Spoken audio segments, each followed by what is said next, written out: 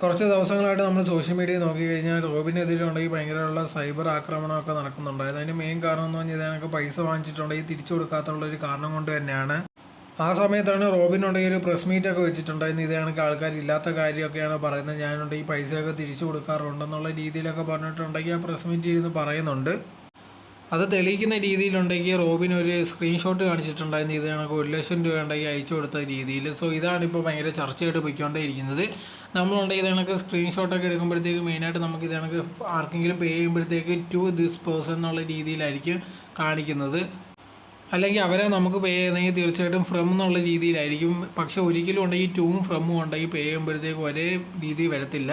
So ഇപ്പോൾ ഇതാണ് മെയിനായിട്ട് പൊയ്ക്കൊണ്ടേയിരിക്കുന്നത്. ഈ റോബിൻ കാണിച്ച ആ സ്ക്രീൻഷോട്ടിലുണ്ടെങ്കിൽ ടൂവും ഫ്രമും ഒരുമിച്ച് തന്നെ ഉണ്ട്. സോ ഇതിൽ നിന്ന് നമുക്ക് മനസ്സിലാക്കാൻ സാധിക്കുന്ന ഒരു കാര്യം എന്ന് പറഞ്ഞാൽ ഈ സ്ക്രീൻഷോട്ട് ഫേക്കാണ്. യഥാർത്ഥത്തിൽ ആ പൈസയൊന്നും കൊടുത്തിട്ടില്ല. ആൾക്കാരെ കാണിക്കാൻ വേണ്ടി ഉണ്ടെങ്കിൽ ഇത് കണക്കത്തുള്ള കാര്യങ്ങളൊക്കെ ചെയ്തിരിക്കുകയാണ്. എന്തായാലും ഇതിന് മറുപടി എന്നുള്ള രീതിയിൽ റോബിൻ വേറെ ഒരു വീഡിയോ ഒന്നും ഇതുവരെ ഇട്ടിട്ടില്ല. സോ ഇനി ഇട്ടാൽ പോലും ഉണ്ടെങ്കിൽ ആൾക്കാർ വന്നിട്ടുണ്ടെങ്കിൽ റോബിനെ വിശ്വസിക്കാനുള്ള സാധ്യത വളരെയധികം കൂടുതലാണ്. കാരണം എന്ന് പറഞ്ഞാൽ ഈ ഒരു കള്ളത്തരം തന്നെ ആൾക്കാർ പൊക്കിയിട്ടുണ്ട്. സോ ഇനി ഏതെങ്കിലും ഒരു കള്ളത്തരമായിട്ടായിരിക്കും വരുന്നതെന്നുള്ള രീതിയിലായിരിക്കും ആൾക്കാർ തീർച്ചയായിട്ടും വിചാരിക്കുന്നത്.